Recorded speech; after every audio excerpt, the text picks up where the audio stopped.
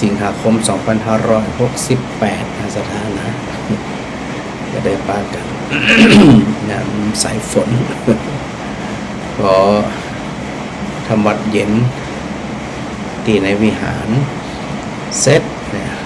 ฝนก็ลงมาขนาดนักเลยฝนขังตะกี้นี่นะฝนมันขังอยู่ที่อันวิหารพอดี ตุเบน คนเขาบอกซ้อนฝนมาเอาจอง เอาจองมือประจานแล้วก็เดินเข้ากุฏิขอบคุณตุเบนด้วยที่ไปเอามาเอาจองเป็นประจานตอนนั้นปัตตระเปียมาหลอกจอกเจ็บแน่นอนนะจริงมันกับไก่แต่เนื่องจากว่าฝนมันค่อนข้างหนาเนาะเม็ดใหญ่ลงตักแล้วกันนะประการในคำคืนนี้106.5 เมกะเฮิรตซ์สถานีวิทยุเพื่อการศึกษาวิทยาลัยสงฆ์นครลำปางสถาใดมีความรื่นเริงในธรรมสถามีความชอบใจในธรรมก็ต้องขอโมทนากุคนที่ได้ตั้งอกตั้งใจคนห้องเป็นผู้ใคร่ในธรรมตั้งใจเป็นอย่างยิ่งเลยนี่นะ แล้วก็อย่างที่พระอาจารย์ได้บอกนะวันพรุ่งนี้เดินทางไปกรุงเทพ เดินทางไปกรุงเทพวันศุกร์เป็นวันศุกร์เนาะวันเสาร์พระอาจารย์ก็จะไปบรรยายที่คลินิกธนกรรมของหมอแสงชัยกับหมอหนงหลักเปิดคลินิกบรรยายธรรมเดือนละครั้งพระอาจารย์ก็บ่ได้ไปเมินละก็เลยเกรงใจเปิ่นเนาะเปิ่นกันมนตลอดเปิดชั้น2บนห้องเปิ่นว่าห้องพุทธธรรมนะหรือว่าพุทธปัญญามีคนฟังก็เป็นร้อยบางทีก็200กันนะสถานนะห้องก็มากว้างแต่ว่าคนนี่ชอบฟังธรรมชอบสนทนาธรรมพระอาจารย์ก็จะสนทนาธรรมกับสราญาติโยมตีคลินิกธนกรรมก็ประมาณ2 ชั่วโมงของวันฮื้อเนาะของปู่เดินตามก็ไปพักที่วัดหลวงบางบำรุมาถนนจรัญสนิทวงศ์57นะผมนี่ได้ปะท่านโยมต้อยแม่ยุพินแม่ต้อยแม่ยุพินแล้วก็โยมพรเพื่อจะมาต้อนรับแล้วก็ดูแลโดยตลอดโมทนาสาธุโดยพอวันติดนะช่วงบ่ายก็จะไปสนทนาธรรมมาพบปะกับสถาญาติโยมที่เปิดมาปฏิบัติธรรมที่วัดมเหยงสถานนะหลายคนหลายท่านที่ได้ยินได้ฟังเนาะในเรื่องของวัดมเหยงเนี่ยเพื่อนก็ถือว่าเป็นวัดของการประพฤติปฏิบัติมาอย่างยาวนานนะสถานนะมาอย่างเมินเลยทีเดียวล่ะที่เพิ่นได้เป็นสำนักปฏิบัติเนาะโอ้สาว30-40-50 ปีแล้วก็พระเดชพระคุณหลวงพ่อพระราชภาวนาวชิรายานนะหลวงพ่อพระราชภาวนาวชิรายานโดยอาจารย์เจ้าคุณสุรศักดิ์ก็ได้นิมนต์พระอาจารย์ไปพบปะกับสถาญาติโยมอันนี้ก็สถานฟังกระดักนะ500 ถึง 1,000 ในสถานนะเพิ่นไปฟังธรรมไปปฏิบัติธรรมวัดมเหยงเนี่ยพระอาจารย์ก็บ่ได้ไปน่าจะเป็น10 ปีแล้วก็10 ปี 10 กว่าปีละที่บ่ได้ไปนะแล้วเพิ่นขยายวัดกว้างเพื่อที่จะรองรับสถาญาติโยมที่เขาไปฟังธรรมเขาไปปฏิบัติธรรมซึ่งวันก่อนได้กับท่านอาจารย์เจ้าคุณเนาะอาจารย์เจ้าคุณพระราชวชรนันทมุนีหลวงพ่อเจ้าวัดพระราชแจแหงนะหลวงพ่อเป็นรองเจ้าหน่อยก็ได้ถึงในเรื่องของ ในเรื่องของสภาพจิตใจเนาะเราก็ได้อู้กันมา2 วัน3 วันละแต่ในเรื่องของจิตใจเนี่ยมันจะอู้กันวัน2 วันจบนะมันต้องอู้กันตลอดชีวิตสถานะมันจะเป็นเรื่องที่อู้กันแล้วเข้าใจเลยตีอู้ถึงตีประจานอู้ถึงเนี่ยบัวจะเป็นคลินิกทันตกรรมก็ดีบัวจะเป็นวัดมหิยงก็ดีสภาพของความเป็นจริงเนี่ยเนาะของชีวิตเนี่ยมันถูกกระทบโดยตลอดหลายด้านแล้วก็คนที่บะมีตีผึ่งพิงตั้งใจเนี่ยก็จะเคว้งคว้างเมื่อร้อยซึมเศร้าเครียดวิตกกังวลนั่นแสดงว่าเป็นมลทินละจิตเป็นมลทินจิตเป็นมลทินคือจิตอันบ่ใสสะอาดสถานะเพราะว่ามีหลายสิ่งหลายอย่างข่าวคราวบ้านเมืองก็สงครามก็เรื่องโน่นเรื่องนี้ก็ถ้าบ่ได้ฝึกฝนมาประพฤติปฏิบัติมาจิตใจห่อเหี่ยวเศร้าหมองเหี่ยวเฉาแน่นอนซึ่งพระพุทธเจ้าก็ตรัสเห็นว่าในเรื่องของจิตติเศร้าซอยเหงาหงอยเนาะจิตติซึมเศร้าเหล่านี้เป็นจิตติบ่มีคุณภาพหาคุณภาพบ่ได้นี่นะแล้ว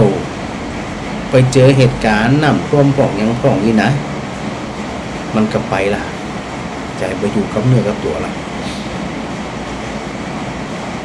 เลยนึกถึงว่าบางทีเนี่ยก็เป็นโอกาสอันดีสำหรับพระสงฆ์องค์เน้นโอกาสอันนี้สำหรับผู้เจ้าจะได้ทำหน้าที่ปลอบโยนคือกำลังใจนำสาระธรรมความจริงของชีวิตความจริงของโลกความจริงของการเกิดแก่เจ็บตายการได้มาเสียไปพลัดพรากไปหมดเนี่ยนะพอศรัทธาได้ฟังแล้วบางทีมันกับบรรเทาได้เหมือนกันพอบรรเทาใดกับสวดใดหายใดจังใดนึกย้อนไปแหมนะว่าพระเดชพระคุณหลวงพ่อพระจินดารัตนพรหลวงพ่อเจ้าคณะจังหวัดลำปางเนี่ยที่พระอาจารย์ได้เคยบอกศรัทธาแล้วนะว่าหลวงพ่อได้พูดอยู่เสมอเมื่อสัก 3-4 ปีก่อนหน้านู้นเพิ่นก็ได้อู้เอี้ยว่าสถานีวิทยุของมจรนี่ชัดดีเนาะชัดดีว่าหลวงพ่อผมก็ฟังอยู่นะฟังอยู่เพิ่นก็เลยแนะนำว่าเนี่ยคราวนั้นตอนนั้นมันเกิดโรคโควิดเนาะหลวงพ่อเพิ่นก็ได้อันข้อคิดว่าทำมันจัดรายการของก็ได้รู้มีคนว่านะเอาธรรมะมาให้สถาญาติโยมเปิดเป็นชั่วโมงคลินิกธรรมคลินิกธรรมก็คือตั้งวัดเป็นคลินิกโดยเอานำธรรมที่พระพุทธเจ้าได้ทรงแสดงเนี่ยมาสั่งสอนมาบอกกล่าวมันเป็นการช่วยสภาพจิตของสถาญาติโยมตอนโควิดกับนักหนาวกันเหมือนกันสภาพจิตของสถานหวาดภาวะกันขนาดนักเลยแหละเนาะแล้วก็ย้อนไปจากนั้นแหมหลวงพ่อพระราชธรรมาลังการนะผู้ก่อตั้งวิทยุสงฆ์นครลำปางเนี่ยอันนี้มันก็ตลอดว่าเขามีสถานีวิทยุแล้วเปิดเพลงวันค่ำเหมือนวันค่ำถึงก่อนนั่นเนาะมันก็เลยบอกว่ามีอย่างก็เอากับสถาของกะมีธรรมะมีอย่างก็ชวนสถาสนทนาธรรมของกะนี่นะเนี่ยไอตัวผลที่พระอาจารย์อู้ถึงตัวเป็นเรื่องของวิปลาสเนาะสัญญาวิปลาสจิตวิปลาสทิฏฐิวิปลาสเมื่อใดก็ตามที่ใจของเขาเนี่ยบ่ตั้งอยู่ในความผ่องใสบ่ตั้งอยู่ในความเบิกบานหรือเมื่อใดก็ตามใจของเขาเนี่ยถูกคนเฮาว่าอาสวะกิเลสถูกกิเลสที่มันจรมาเข้ามากระทบเนี่ยนะไอ้ที่ได้อู้วัสถาโดยตลอดอ่ะเนาะจริงๆมันไม่ได้มีกะเฉพาะเรื่องบางเรื่องมันมีแทบจะทุกเรื่องที่เข้ามากระทบนี่นะแต่พอมากระทบแล้วคนที่เข้าใจทำจะไปลืมนะ เข้าใจธรรมก็คือเข้าใจความจริงว่ามันเป็นจะอ่านน่ะนะถ้าเขาไปเข้าใจอย่างอื่นมันก็ผิดเพี้ยนไปจากความจริงละเพราะเขาเข้าใจแบบนี้สถานเขาก็มามีอย่างละสุดท้ายก็ชีวิตก็มันจะมีอย่างเพราะมันมีอย่างทั้งหูได้ที่เขาก็เบาใจละสบายใจพระพุทธเจ้าจึงตรัสในเรื่องของตัวจิตเนี่ยนะถ้าจิตมีคุณภาพก็คือเป็นจิตที่ได้รับการฝึกฝนทันตังพุทธทันตังจิตตังสุขาวหังแล้วก็การที่เขาทั้งหลายได้ฝึกฝนอบรมจิตใจมาดีแล้วเนี่ยมันยอมมันยอมเนี่ยมีความมั่นคงมีความนักแน่นที่มันนักแน่นแด้มแต่อย่างเพราะมันหันเป็นเหมือนเดิมปกติอย่างเขาหันละอ่อนให้เนี่ยให้อย่างไอติมโต๊กห้ามเสียใจได้ลูกให้ได้ลูกเพราะเขาหูธรรมชาติของไอติมเนาะแต่ละอ่อนมาหูไงจะได้มาหูธรรมชาติของไอติมว่ามันต้องละลายเอากลับไปว่าละอ่อนมันไร้เดียงสาหูเดือดหูล้าวอย่างงั้นไอติมตกมาได้ก็ให้ไอติมยั่วมาได้ก็ให้อีนะเคยอุกับสถาแล้วว่าพระอริยบุคคลเปิดพอเขาก็เหมือนเท่าพอละอ่อนที่ให้ที่หุยนะให้เมืองละอ่อนบางคนก็ให้จะเป็นจะตายนะอย่างที่พระอาจารย์พูดตุ๊กตาหักผ่องแตกผ่องอย่างผ่องนี่นะของเล่นนี่นะมันนึงจะเป็นจะตายขึ้นได้เพราะมันละอ่อนหูเนาะรวมเป็นการสูญเสียไม่อยากสูญเสียละอ่อนในภาวะขนาดนั้นนะแต่เขาไปพอละอ่อนโอ้มันไร้เดียงสาขนาดละอ่อนหูเหลืองหูล้าว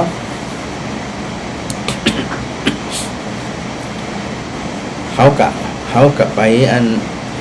เข้าใจละอ่อนว่าเป็นไร้เดียงสา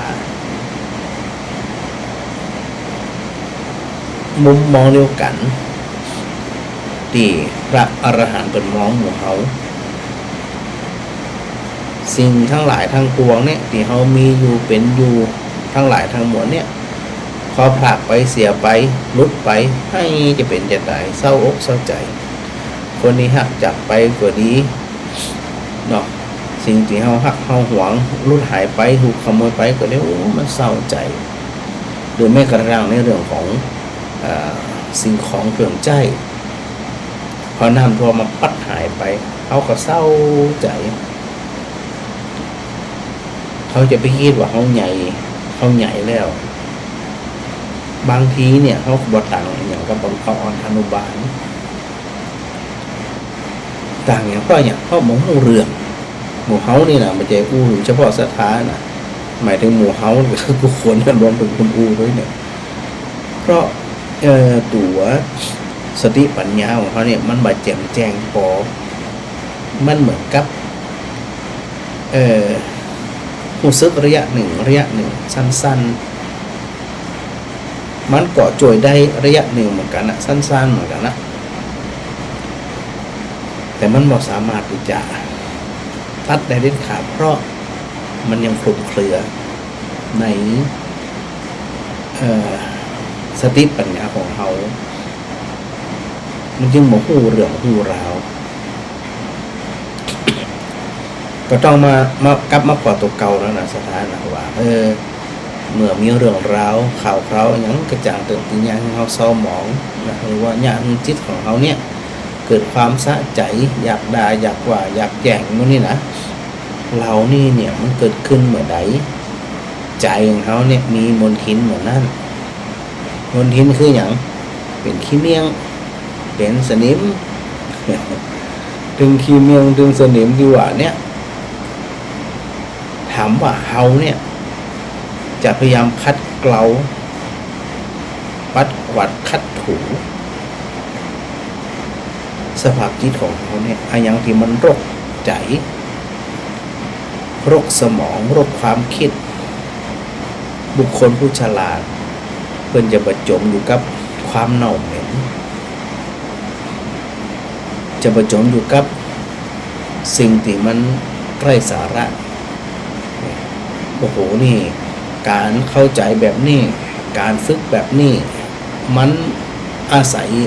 ระยะเวลาวันเวลาแล้วมันไตร่ตรองอยู่บ่อยๆมีความรู้สึกบ่ใด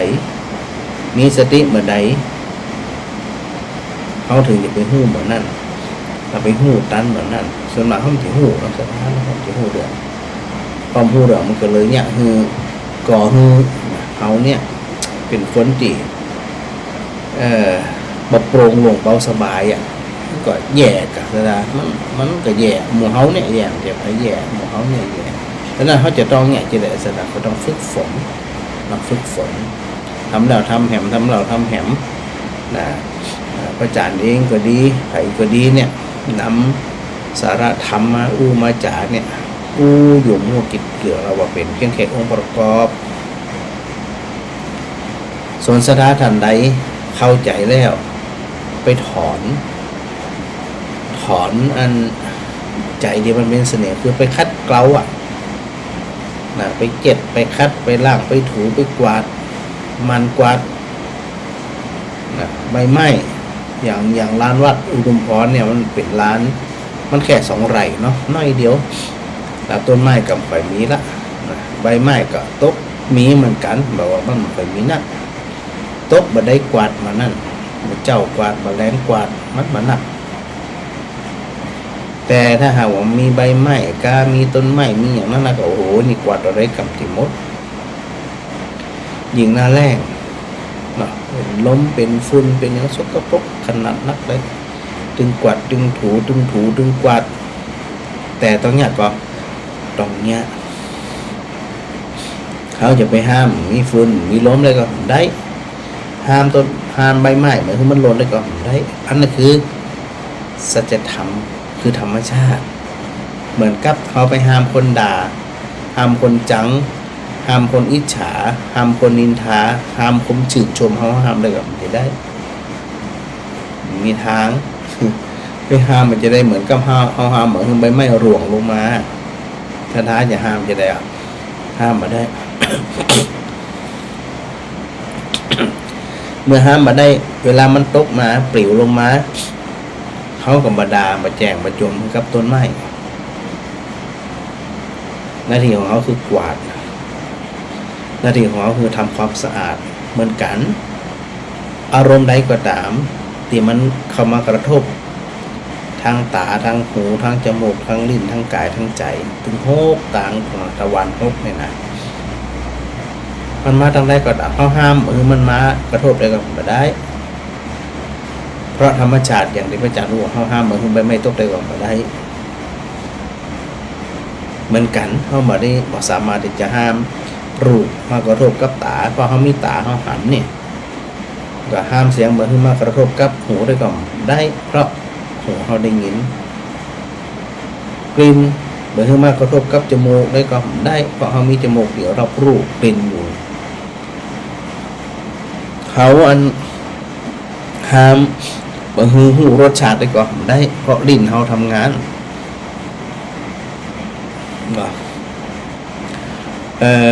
บางหูอันพัดสัมผัสอย่างต่างๆเช่นความหนาวความเย็นความร้อนอย่างต่างๆมากระแทก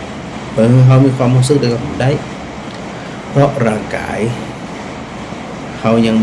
มีชีวิตอยู่และห้ามบางอารมณ์เกิดขึ้นจากใจได้ก็ไม่ได้เพราะอารมณ์ทั้งหลายนั้นเนี่ยมันเกิดมาจากตาไปกระทบรูปหูไปกระทบเสียงจมูกไปกระทบกับกลิ่นลิ้นไปกระทบกับรสกายไปกระทบกับผัสสะแล้วก็ใจไปกระทบกับธรรมารมณ์จะได้มันกระทั่งกระทบแต่ถ้ากระทบแล้วสถานนึกถึงตอนกวาดสถานนึกถึงตอนนั้นเจ็บถูมันเป็นหน้าที่ของเขาจะต้องเจ็ดมันถูมันมาที่พระเจ้ากวาดแล้วถูแล้วคิดว่ามันแล้วใช่ที่บัดตอนมาแหมนะมันแรงมาแหมหรือ บางทีคณะเขากวาดอยู่กวาดเก็บไปเรียบร้อยอ้าวหล่นข้างหลังเขาว่าจะดอกเขาไปแจ้งมันนี่ด่ามันนี่ใจกล้ามันกับคนนั้นผีบ้าเราไม่มีนะเหมือนกันนะบางทีไอ้ตัวเขามาผีบ้าเนี่ยมันเหมือนกับสภาพจิตของคนเขาบางทีมันก็เหมือนผีบ้าเหมือนกันนะไอ้อย่างมากกระทบแล้วมันทนบัดใดทนบัดใดชอบด่าชอบจังชอบแจ้งชอบอินทาชอบอิจฉาชอบเกลียดชอบจองเวรชอบพยาบาทมันบาได้ยังไงสัญญาวิปลาสจิตตวิปลาสทิฏฐิวิปลาสสถาคือก็มันวิปลาสแท้ๆนะสถานะตอนนั้นสถากำลังขึ้นเนาะว่าคณะนี้เนี่ยเขาใจชีวิตมาพอสมควรแล้วเมื่อใดก็ตามสิ่งทั้งหลายเหล่านี้มากระทบพระจักรกำลังอู้ได้ถึงเรื่องของงานภัยธรรมชาติก็นำท่วมก็ดีไอ้อย่างก็ดีมากระทบหรือเป็นโรคภัยไข้เจ็บอย่างก็ตามมันมากระทบยิ่งแก่ตัวไปสถานโรคภัยไข้เจ็บมันพร้อมที่จะเข้ามาจัดการเขาเพราะมันพร่องถาดดินพร่องถาดน้ำพร่องถาดไฟพร่องถาดลมพร่องคือมันชรามันเสื่อมไปทุกขณะมาโรคหนึ่งก็โรคหนึ่งมาโรคหนึ่งก็โรคหนึ่งนะเอาละก็เปรียบเทียบกับอาการกวาดโรคก็คือเหมือนกับใบไม้มันหล่นลงมาหน้าที่ของเขาจะได้จัดการกวาดรักษากายกับรักษากายไปตามมันกายภาพตามหมอตามอย่างว่ากันไปแต่ใจนี่สำคัญเลยเพราะใจบ่าอีนังคังคอยอย่างกับมันใจเข้มแข็งใจอันบวาดหวันหมอเป็นเรื่องของหมอรักษาไปหน้าที่ของเขาก็คือรักษาจิตจังมันอย่างจังมันนี่นะ เขาว่าจังมันไม่ได้หมายถึงว่าปล่อยปละละเลยนะจิตติอันไปความไปทำความเข้าใจว่ามันจังมันเนี่ยคือจิตติฝึกฝนมาดีแล้วบ่ได้ทิ้งบ่ได้ขวางบ่ได้แต่ขณะใดก็ตามเมื่อมีสิ่งใดสิ่งหนึ่งมากระทบใจมันเจ็บใจมันตุกใจมันเศร้าหมองไอ้ตัวความเข้าใจนะเข้าไปหันว่ามันก็แขนนั่นเต็มที่มันก็แขนนั่นพอเขานึกถึงที่สถานมันจึงเนี่ยเขาเนี่ยได้มีความมุ่งมั่นในการประพฤติปฏิบัติธรรมสถานที่พระอาจารย์อู้ถึงเนี่ยละหลายหน่วยงานไม่ว่าจะเป็นการไฟฟ้าส่วนภูมิภาคเปิ่นอันอย่างคณะตีม้าต่อพระป่าวัดอุทุมพรเมื่อวันที่11เนี่ยกลุ่มบุคคลเหล่านี้ชมรมพุทธศาสตร์มีหลายร้อยเป็นพาการฟังธรรมทุกวันพระใหญ่ตีสำนักงานใหญ่บางเขนนะแล้วก็พาการทำวัดเจ้าทุกวันใครก็ตามที่เข้ามาก่อนเปิดโอกาสไม่ได้บังคับนะคือโอกาสไปสงบจิตสงบใจเป็นเขาไปเติมพลังใจเติมกำลังใจเหมือนเขาไปกินข้าวร่างกายมันมีกำลังสถานโมนี่เป็นก็ไปอันสวดมนต์ไปกำหนดจิตไปทำสมาธิไปฝึกสติตึงวันแล้วก็วันพระใหญ่15 วันฟังธรรมเตื่อแล้วนอกจากนั้นกลุ่มของผู้บริหารผู้ว่าการไฟฟ้าการรองการหลายอย่างต่างๆบรรดาผู้นำทั้งหลายเนี่ยนะผู้รักผู้ใหญ่เนี่ยเปิดนัดกันเดือนละครั้งในการสนทนาธรรมกันนะบ่มีความคิดที่จะไปสังสรรค์สนเสเฮฮาเมื่อคนคิดได้เหมือนกันนะสถานคนคิดว่าเนี่ยจะได้เขาจะประคองใจเขาในประตูความทุกข์เขาครอบงำเรานี่ไม่จะว่าบ่มีปัญหานะทุกคนมีปัญหาหมด หน่อยเบาแตกต่างกันแต่เป็นแบ่งเวลาฮืออาหารกับสมองเวลาเป็นสนทนาธรรมกันเนี่ยเปิ้นบ่มีความขัดแย้งกันนะบ่เถียงกันแต่มาทบกันมันคนเป็นอีมันเป็นอีก้าเป็นยะอันก้านี่แล้วเปิดถือโอกาสบำเพ็ญมงคลสูตรกับกาเลนะธรรมสากัจฉาเอตมังคารมุตตมังการสนทนาธรรมตามกาลเวลาที่เหมาะสมเป็นมงคลอย่างยิ่งดังนั้นเนี่ยสถานทั้งหลายก็เหมือนกันนะที่ฟังสถานีวิทยุ106.5 เมกะเฮิรตซ์บางท่านฟังวันค่ำตั้งแต่ตี 3 ตี 4มาจนถึง 4 ทุ่มซึ่งพระอาจารย์เนี่ยจะเป็นผู้ปิดท้ายส่งสถาเข้านอนเต่าที่เคยได้ยินมาเต่าที่เคยสนทนากับสถาที่ฟังได้กันอยู่ตลอดนั่นเปิ้นบ่มีความรู้สึกเบื่อบ่มีความรู้สึกอิ่มอันนี้มันแปลกกว่าสถานเนาะความเข้าใจหลักธรรมเนี่ยนะการศึกษาธรรมฟังธรรมเนี่ยยิ่งศึกษายิ่งอ่านยิ่งปฏิบัติยิ่งสุขใจเหมือนเขาดูข่าวก็ดูหนังสือก็อย่างก้าเนี่ยนะมันถึงสารพัดสารเพแต่เมื่อได้ก็ตามเวลาเขาได้ฟังธรรมไตร่ตรองธรรมและนำไปปฏิบัติโดยเนี่ยถือว่าเขากำลังทำอย่างกาเลนะธรรมสวนังเอตัมมังคลมุตตมังการฟังธรรมตามกาลเวลาที่เหมาะสมย่อมเป็นมงคลอย่างยิ่งหลายคนทำการโดยทำงานโดยหลายคนก็นั่งฟังก็มีนอนฟังก็มีเนี่ยหาจังหวะหาโอกาสตรงนี้เนี่ยตักตวงเอาธรรมะยิ่งมีนักก็ยิ่งเบาแปลกเหมือนสถานนะความเข้าใจสภาพธรรมความเข้าใจสัจธรรมความเข้าใจความจริงนั่นยิ่งเข้าใจนักยิ่งเบานักมันเหมือนมีอย่างมันตรงกันข้ามเหมือนสถานเนาะถ้าอันเข้าใจต่อใด นำมาประพฤติปฏิบัติได้ต่อใดเหมือนนั่นนะจะหูละเขาจะเข้าใจละมันมีอย่างแต่มูเบาก็เบายิ่งฟังนักยิ่งไตรตรองนักยิ่งเบาต่ออันอันนี้ส่งของการฟังธรรมอันนี้ส่งของการพิจารณาไตรตรองตรึกตรองธรรมแล้วก็นำมาประพฤติปฏิบัตินี่อันเนี้ยบอกควรเพิกเฉยละเลยแล้วก็ย้อนไปที่พระอาจารย์ว่าเป็นผู้ใคร่ในธรรมไม่เบื่อธรรมไม่อิ่มในธรรมนะต่อได้ก็ได้ฟังมาได้ก็ได้สุขใจเหมือนนั่น สุขใจเหมือนนั่นเนาะแล้วก็เรื่องอันที่พระอาจารย์ได้อวนก่อนนั่นน่ะยังไม่จบแต่นะคือในเรื่องของอย่างสระในเรื่องของอันนิวรณ์แม่สุนทรถามอันน้อยเดียวมันได้พระอาจารย์อู้มาเป็นเดือนแล้วนี่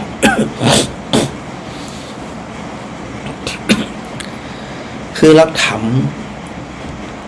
ที่พระพุทธเจ้าทรงค้นพบนำมาบอกกล่าวเราเนี่ยเป็นลักษณะที่ยักเยื่อง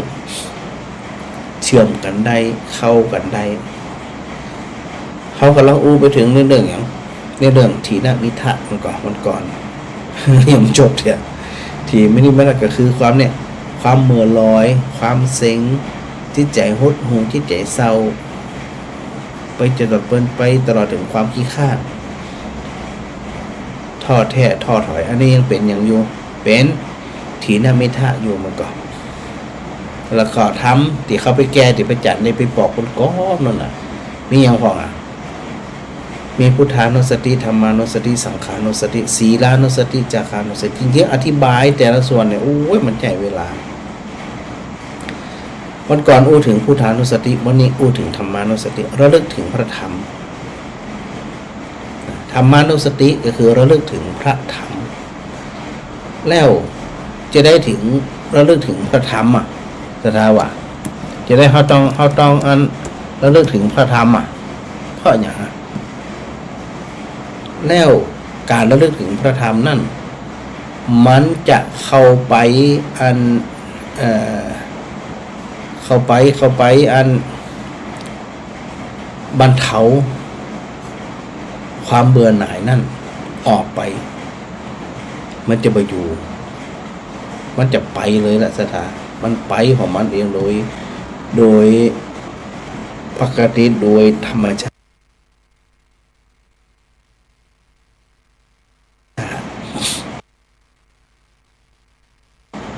เอาแล้วพิจารณาจะได้มันถึงงั้น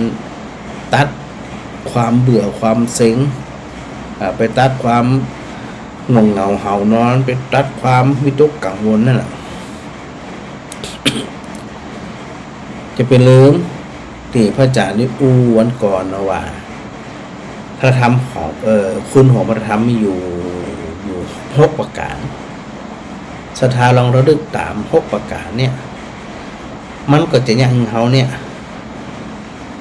บ่อยู่ในภาวะที่ถูกความเบื่อความเซ็งความท้อแท้ความท้อถอยครอบงำแน่นอนเขาสวดกันมันสวากขาโตภควตาธัมโมอันนี้ตัวที่1นะเขาไปรู้ถึงว่าพระธรรมที่พระพุทธเจ้าได้ตรัสนะไหวเนี่ยเป็นสิ่งที่ดีแล้วล่ะพระธรรมที่อันพระพุทธเจ้าทรงแสดงธรรมน่ะมันดีแล้วพิจารณาต่อแหมสันทิฏฐิโกเป็นสิ่งที่ผู้ศึกษาและปฏิบัติพึงเห็นได้ด้วยตนเอง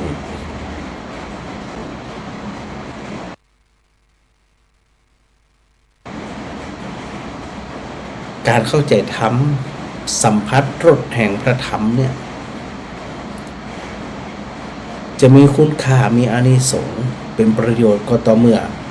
ต้องศึกษานำมาปฏิบัติคำว่าศึกษารวมไปถึงการฟังก็แม่นเป็นการศึกษานะ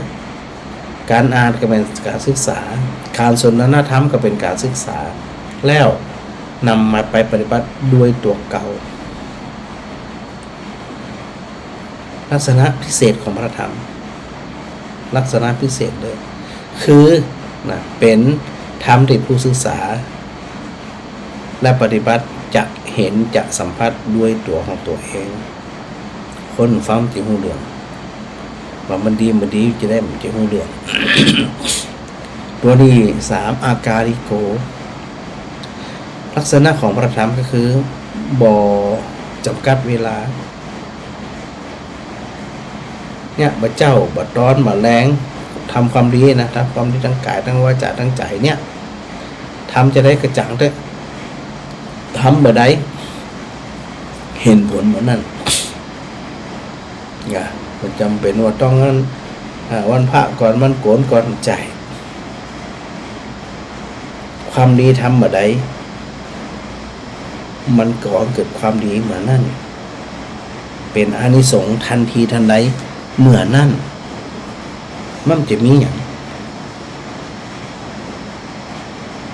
ประพฤติปฏิบัติเมื่อปันปีก่อนจะได้บัดเดี๋ยวนี้ปฏิบัติผลของมันก็เต่ากัน เช่นคนมาหูความจริงสมัยก่อนมาหูความจริงแล้วบัดเดี๋ยวนี้มาหูความจริงมันก็เต่ากันนะทุกเต่ากัน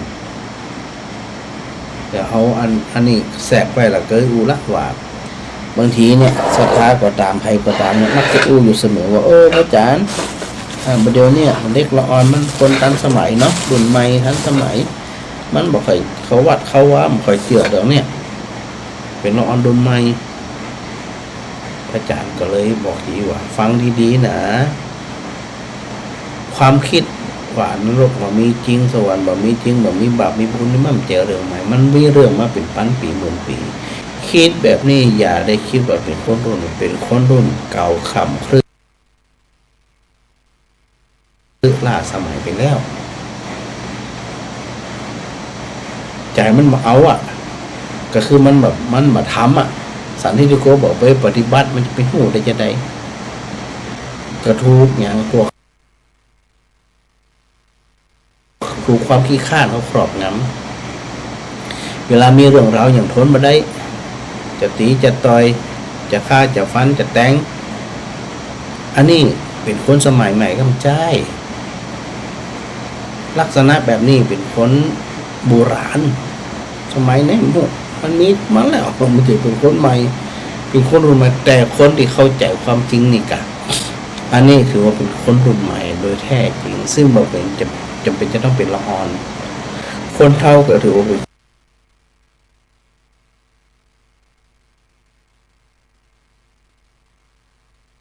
คนรุ่นใหม่จะได้ถึงรุ่นใหม่เพราะ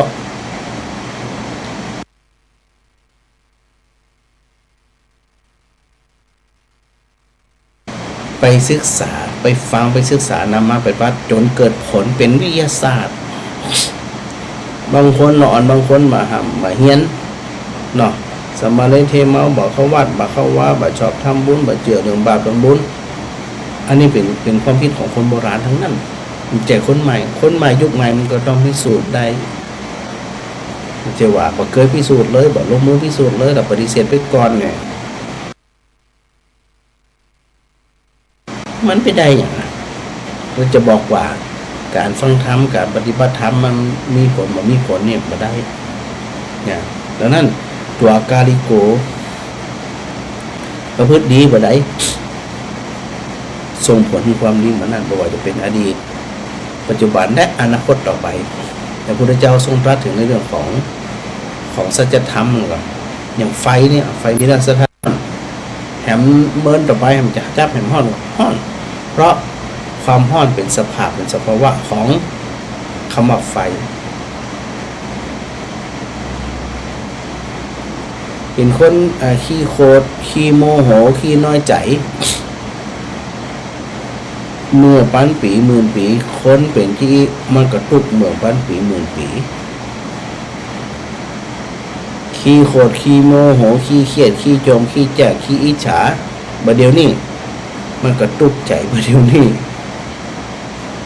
ขี้โคตรขี้เกลียดขี้เสียใจขี้น้อยใจขี้อิจฉาริษยา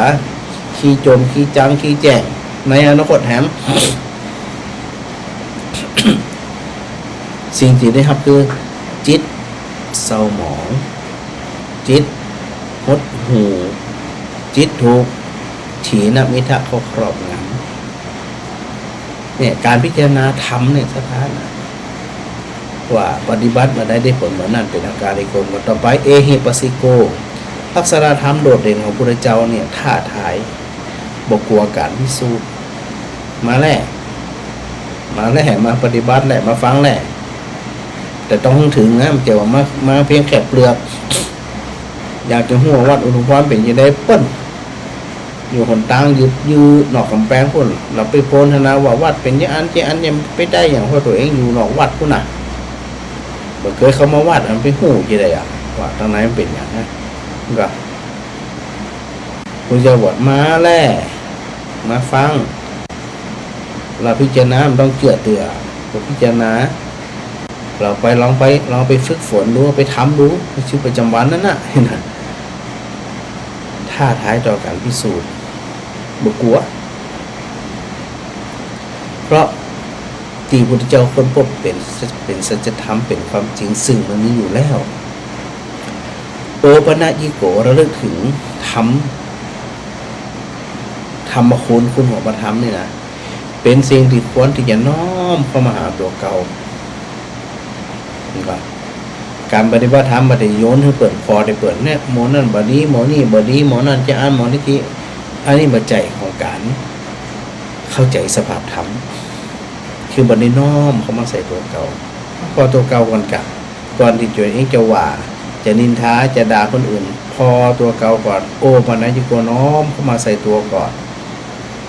เฮาดีหรือหยังเฮาฮู้หรือหยังมันเป็นจริงหรือหยังตอนมันเป็นจริงมันเรื่องไผเรื่องเขาเรื่องเฮาไปทำบัดนี้กับตัวไผตัวมันกับกรรมไผเว้นมันกับมังสเตวิปัจจติกรรมย่อมจำแนกสัตว์โดยตัวของมันเองมือใจหน้าที่ของเขาไปพิพากษาเกิดไปด่าไปว่าไปอย่างเขา อาจจะเป็นความหวังดีก็ได้นะแต่สิ่งที่ได้กลับมาก็คือศัตรูเพราะว่าสถานะมันบ่คุ้มมันบ่ควรเพราะตัวเองบ่ได้มีฐานะที่จะไปสั่งไปสอนไปตักไปเตือนมันก็กลับมาหาตัวเก่าสร้างศัตรูเพิ่มนอกเสียจากว่ามีความปรารถนาดีและอยู่ในสถานะที่คนเชื่อถือแล้วมันต้องใช้เวลาเหมือนมันก่อนคนที่จะเชื่อถือได้การเนี่ยก็ระยะทางพิสูจน์มาการเวลาพิสูจน์คนอยู่กันไม่เหมือนมันต้องหู้อย่างนั้นเป็นหวานอะไรเนี่ยลายมันออกเนาะเสือบางทีตัวน้อยๆมาลายตัวน้อยๆที่มันยังออกเลยนะพอใหญ่มามันลายมันออกค้นก็เหมือนกันในสถานะบางทีฉับฉวยจานจีเนี่ยมันเป็นเพียงแค่ฉับฉวยพอระยะหนึ่งลายมันออกมันหูมันหันแล้วพอเวลาจะไปว่าไปตักเตือนคนอื่นดูสถานะตัวเองก่อนตั้งอยู่ในความมั่นใจหรือไม่ยิ่งไปตักเตือนเป็นในลักษณะที่เหยียบย่ำซ้ำเติมนี่ซ้ำให้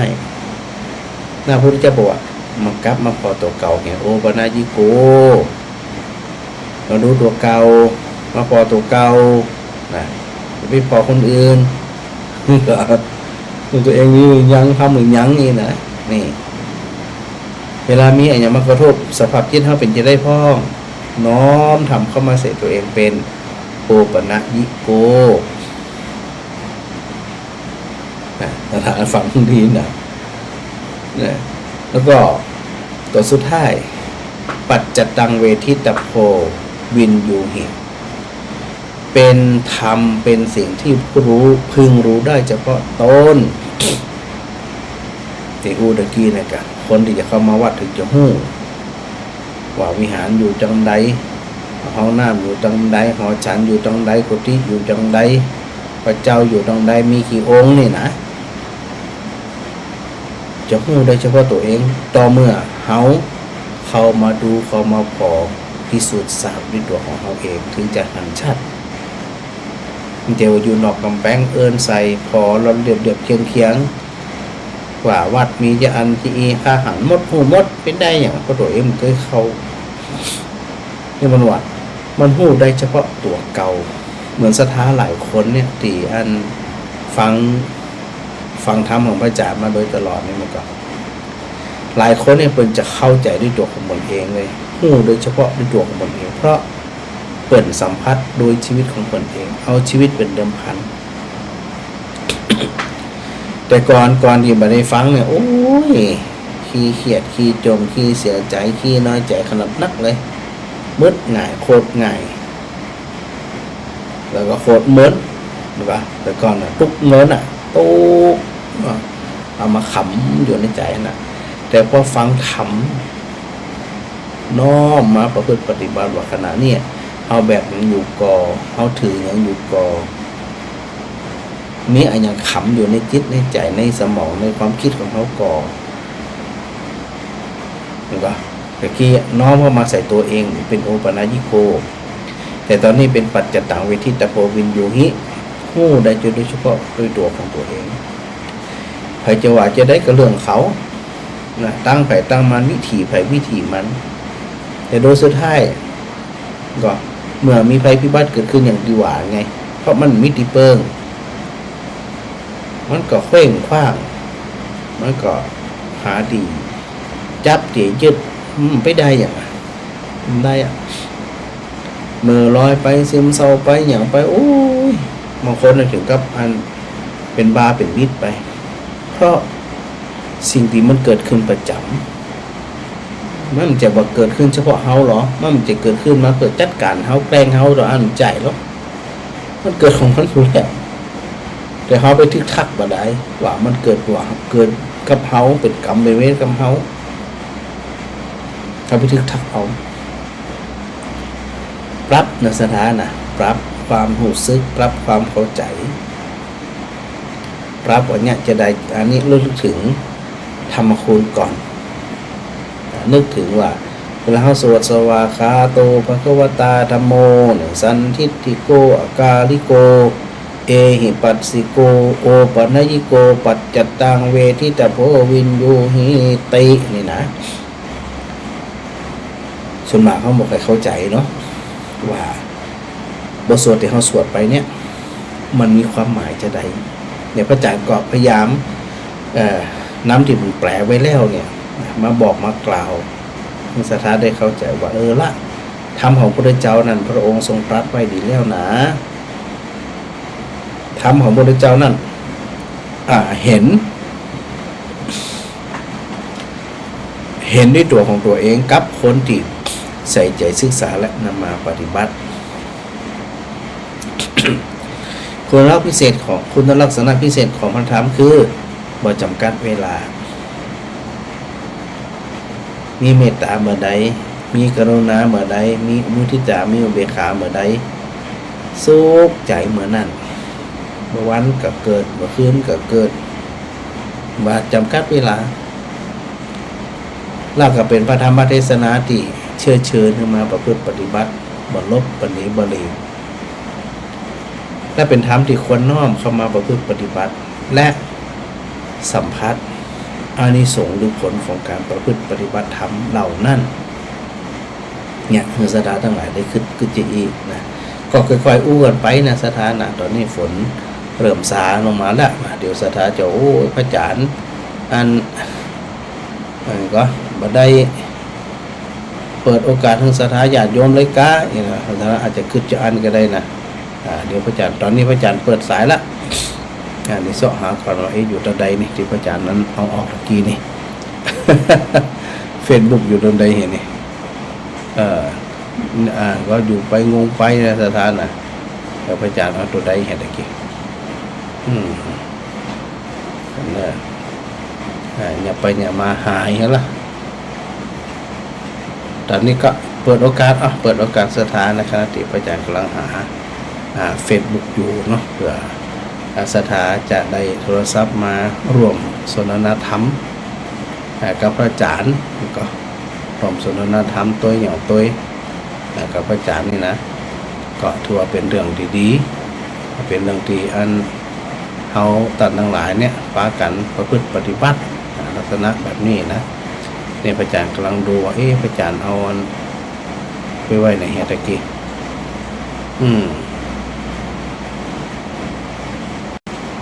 ศรัทธาเป็นเนอร์พระอาจารย์สปอร์คอนเนอร์บัลลังก์อันเฟซบุ๊กหายให้การเฟซบุ๊กหายกำหายศรัทธา อันโทรมาแจ้งเลยเนี่ยพระอาจารย์กำลังสอบหาเฟซบุ๊กตัวเก่าอยู่เดี๋ยวนี้บัลลังก์ปิดไปเห็นละกะไม่ได้ปิดนะเก็บปิดโอตะเกียบพระอาจารย์ยอดกำเนี่ยยอดตอนใดพวกนี้เฟซบุ๊กยังดีอยู่ก่อนสถานส่งข่าวพระอาจารย์ด้วยเนี่ยพระอาจารย์ถามว่าล่ะเฟซบุ๊กตัวเก่าที่ออกรายการตะกี้นี่นะมันอยู่ตั้งใดมันอยู่ตัดใดกำลังหายให้กัน สถาได้ยินอยู่ก่อนพระอาจารย์กำลังไปดูตีอันสถาใดอันนั้นพระอาจารย์มาตะกี้นี่นะเนี่ยไม่แน่ใจว่าเฟซบุ๊กมันอยู่ก่อนน่าจะอยู่นะสถานเนาะพระอาจารย์สหามป้ามันได้แล้วก็อันทักทายสถานเนี่ยที่ตักประจานมาตังหลายนะเนี่ยฮัลโหลเนี่ยอะไรฮัลโหล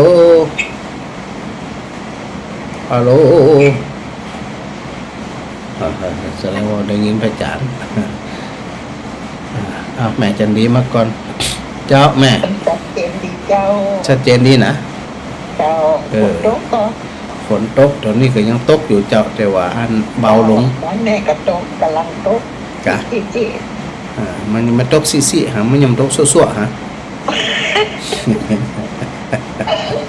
ผมตกนักมันก็ตกจี มันหาไปตกซี่ๆมันน่าจะตกซั่วๆ จะนวดเทพกับโหมันเนี่ย อ๋อวันนี้นี่ก็อันเป็นรายการสดเจ้า เจ้า มีละสาธุแน่ เจ้า เจ้าสาธุทักทายกันอันปีบัวคำปีชัยวงศ์นะดูรายการอยู่สาธุด้วยเนอร์แม่กับแก้วสีอินแก้วนะครับชมอยู่เจ้านะแม่สังวานจันแก่นนะกับไวสาแม่กับแก้วสีอินแก้วกับสาธุมหาโยมวลัยพรฟูสิทธิทรัพย์นะไวสาเจ้าพระจานทร์โยมสมจิตอันอินทรวิจิตรนะฉากหลังอย่างนี้งามดูงามอย่างนี้ แม่กันก็กับแม่กับสีขันแก้วนะไวสาประจานมาฮะแม่มาอะไร เจ้าวันสันเจ้าพระจานเจ้า เจ้าได้เงินแล้วเนาะ ก็วันก็แม่กับฝนตกนี่ก็แค่นี่ ก็เข้าถ่าดีกะอันนี้เปิดหน้าต่างได้กำเนิดเปิดหน้าต่างเสียงจะดังกว่านี้ เจ้าถ่ายโต๊ะขัวกันบนนวัดเจ้าเนาะ ตกถั่วฝนตกถั่วฟ้า เจ้าอันนี้ก็เนี่ยแม่ก็ถามว่าทั้งสันตั้งคำหลวงว่ามีบางทีอย่างก็เจ้า ยังไม่ได้แจ้งเลยเจ้าอาจจะเป็นปุ้นอะแม่ประมาณ ว่าจริงอย่างก็เจ้าได้ยินทีเจ้าฝนตกดัง ยังไม่ได้กำหนดเดือ ยังอะไรเจ้าแหละ ยังเจ้า เจ้า ก็ประมาณธันวาแม่ คือว่าวันที่14นี่มันใจแล้วเจ้า เซาซีนี่น่าจะเป็นวัดมันพดการปัจจัยของวิไลสงฆ์ อ๋อ เจ้าวัดมันพด มีแต่หลายคนแล้วนะเจ้าอยู่นี่นะ กะ ของวิไลสงฆ์ก็ประมาณพุ่นอ่ะอันธันวาพุ่นอ่ะเจ้า อ๋อธันวาคุณละ เจ้าที่ว่าอันติดจัดกันทุกปีเนี่ยนะ หลวงนี่นะเจ้า แม่นเจ้าตังทำหลวง อ๋อธันวา เจ้าประมาณนั้นแหละเจ้า เจ้า เดี๋ยวรอฟังข่าวเดี๋ยวพระอาจารย์จะประกาศเนอะ เจ้า เจ้า ประการเอาใช่ เจ้า แม่ย้ายมาเสียวก็หอมมาหอมจำบุญมานี่แล้ว อันนั้นจะเป็นในส่วนของวัดมันพดเปิ่นก้า อ๋อพระเจ้าเจ้าของเนี่ยวิทยาลัยสงฆ์เนี่ยเจ้า ของวิไลสงฆ์ยังมาถึงแต่เจ้าอาจจะเป็นธันวาพุ่นน่ะแม่ อ๋อเจ้า เจ้า มันก็เก็บตั้งค์ไว้เนี่ยนะเจ้า เจ้าได้กะ เก็บไว้ให้นะเก็บไว้ให้ถึงเวลาก่อนนะว่าจะนอก เจ้าบุญรักษาเนอะ เจ้าขอ สาธุเจ้า ไปสาธุสาธุเจ้า หาแม่อ้อยแม่อ้อย ข้าราชการเจ้า เจ้า อัน ฮะ เดี๋ยว ไอ้อันอย่างมาเดี๋ยวนี้ วันนี้ตัว เจ้าอันนี้ก็ดังเหมือนกันอันนี้มันเริ่มจะเอียนละแต่ก็ลงแป๊บอยู่อืม อันนี้มันมองอยู่ตรงนั้น เจ้าเวลามันลงแตกๆมันจะดิ้งยินอย่างอะอยู่ในห้องพระจันทร์มันจะดิ้งยินอย่างเพราะมันอยู่ไกลอันเมตันชีด ถึงมะโกงนะเนี่ย เนี่ย เอาใจกัน ก็เนี่ยแหมสักหน้อยจะเปลี่ยนเป็นกระเบื้องละดังเป็นใจ อันนั้นอะไรอย่างก็อร่อยดีวะ เป็นอย่างก็ไหม เอาหมูแดงอร่อยดี โอเคเจ้าโอเคกะ แง่อันนั้นว่า แม่มุน แง่ใหญ่มุ้นไงแง่ใหญ่มุ้นว่ะจะจำแค่จะได้หน่อย อันนี้เป็นเอาอันน้ำเต้เป็นว่าอันถ้าคนมันจะได้ฟังรายการ จับ คุณเข้าหัวบนหัวมันคุยอย่าง เด็กอะรักษาสุขภาพกันเนอะ อักษาทำงานรอ ถึง เปิ่นแต่งตัว ขายของ วันผูกพระจันทร์เดินตาม คนโตกับเดียวนี่กับเด็กแม่นหมาปากครับ ดีละจะได้มาง่อมมาเหงาเนาะ ไปมื้อนี้ฝนตกจะเยอะ จะได้ก่ออันก่อยพอตากพอตั้งดีๆเนี่ยฝนตกมาเนอะเจ้าสาธุเจ้า ธรรมสการเจ้า สาธุเจ้า อันโยมพิพรกับสาธุนี่อันได้เริ่มมาส่งข้อความหาละแต่ก่อนเดิมนั่นไม่เคยหันกันเนาะ แล้วก็อันโยมแม่รำไพนะไว้สาพระจานมาโยมชุติการรอดพยัญนะกับอันสาธุพระจานมาสาธุด้วยเนอะแม่บัวตองอินสุวรรณสาธุด้วยนะแม่พิสมัยศรีเทพธรรมรงค์นี่ทักทายพระจานมาแล้วก็แม่บัวทองท่าแก้วนะสถาตาเดือก็ถือโอกาสได้ทักทายสถาตาเดือกูคนด้วยเนอะสถาแบบเนี่ยต้องไปใจกระตามอันบ้านเนี่ยก็ มันโดนยาง แม่โน้นมาโดนยางหายแซบนี่ฟังอยู่ก็มันฟังหมดเนี่ยมาเดี๋ยวนี้นะอันแล้วก็แม่ต้อยปิดต้อยยมต้อยนะเดี๋ยวมันผูกป้ากันเนอะพระอาจารย์ก่อนหน้าจะไปถึงสัก5 โมงหมดละกะหนึ่งจะป่าพอลงเครื่องเซตเนี่ยพระอาจารย์ก็จะไปพบกับอันโยมคุณโยมรัตนาที่เป็นมาเป็นเจ้าภาพกฐินปีที่แล้วนะไปพบคนที่ห้างยูเนียนมอก่อนเนาะไปดูเรื่องชีปะทะ ต่างๆด้วยอย่างตัวถือโอกาสได้พบกับตัวเนาะแล้วเราสนทนาทำกันพระอาจารย์ไปถึงประมาณสัก5 โมงนั่นไหมเนี่ยเจ้า ราชการเจ้าก็พูด สาธุฝนตกก่อ โจ๊ก ฮะ มืดจะดูแลโจ๊กอ่ะ เมื่อบ่ได้ประตกแหละ เข้ามือจะมียังดียกแค่หน่อย อ๋ออันนี้ตกดีเนอะ แค่เป็นโจ๊กจะเอาเปล่าอ่ะ ลำบางตกขนาดนักเลย แค่ตรงนี้อ่ะ เจ้า มืดไปได้ เป็นยังเดี๋ยวถึงตกเทวดาจะทนได้สมะเดี๋ยวถึงตก ค่ะ เจ้า เรื่องฟ้าห้องหรือว่าเจ้า อ๋อเดี๋ยวละรักษาสุขภาพเนอะแม่ใจพรเนอะเจ้าสาธุเจ้าเพื่อนหนึ่งฟังทำตลอดแม่สิกุล จะภาษาทำพูดได้ เจ้า ฝนตกตัวใครได้ยินที เหมือนกันนั่นนะอันนี้ก็ตกอันดังหลังกันนะ ถ้าไปลูกได้มันได้หรอ จะไปวันปลูก อ๋อกำลังจะไปกัน เจ้าไปวันปลูกไป2 คืน เจ้า ไปบรรยายธรรมไปธุระไปกิจนิมนต์สตหะไป เจ้าเดินทางด้วยปลอดภัย สาธุเจ้าสาธุเจ้าแม่มารีโทรมาใหม่เจ้ร้ายก็ได้ไม่เสเจียก็ได้เนอะ พอดีสายมันนั่นกันอันนี้โทรไลน์มาละเจ้าแม่ กราบนมัสการเจ้า สาธุเจ้า โอ้เดี๋ยวจะมาได้เฮียไปซิปสายมาดัก มันจะถึงโหลแต่หรอ โทรแล้วมันเป็นนกในหมู่เรามันอันในโทรศัพท์ของโยมแม่ไว้อีกอาจารย์บอกว่ามีแต่บอกว่าจะอันเขียนจะยุ่งอยู่จะไม่ได้รับสายพูดอีกเจ้า นั่นมันสายมันซ่อนกัน ท่านจะสายซ่อนกัน เจ้า โยมแม่กราบโมทนาสาธุกับคำมายังดึกนี่นะเจ้าเข้าใจเป่าพันที่ผ่านพ่อครูอันบอกมาว่า969นั่นน่ะโยมแม่ทาน เยี่ยมเลยจำได้ดี เจ้าจำได้เจ้าโยมแม่จำได้แม่พาครูอันว่าครั้งแรกคนนะเจ้า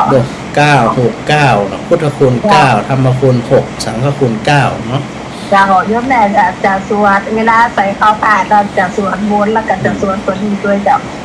เนี่ยบทอันอิติปิโสเนี่ยเป็นอันแม่บทของบทสวดมนต์ตึงมวลเลยเพราะ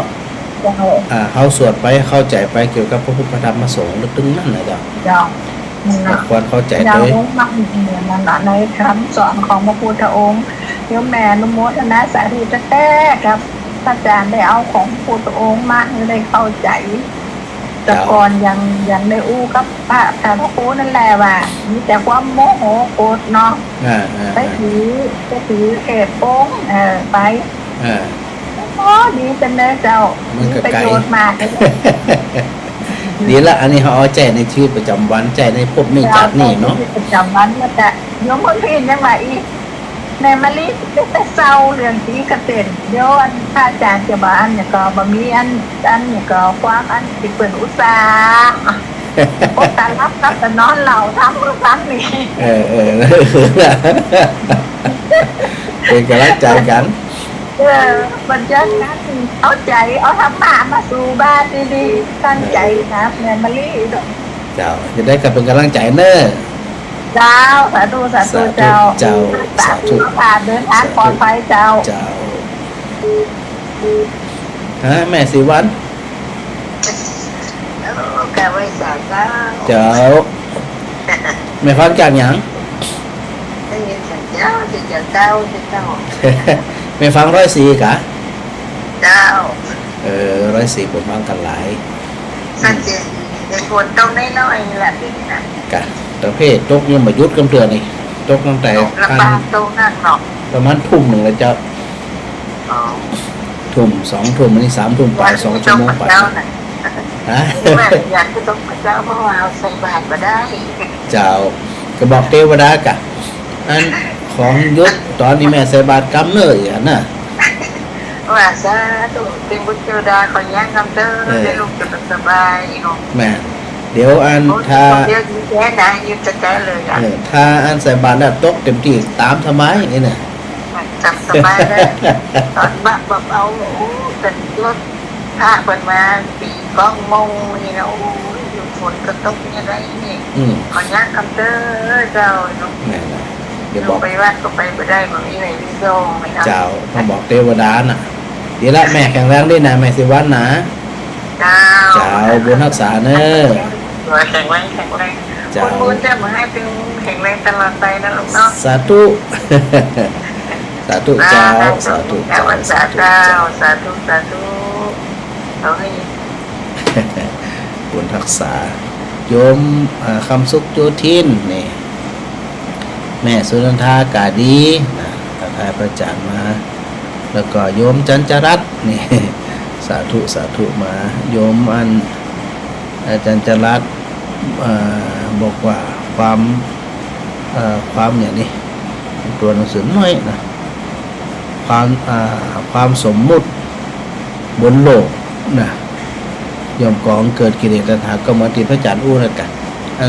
อันสัญญาวิปลาสจิตที่วิปลาสจิตวิปลาสมันก็เลยเนี่ยเฮือนตุกใจอยู่เสมอมาเนาะสาธุโดยเนิ่นดีละก่อย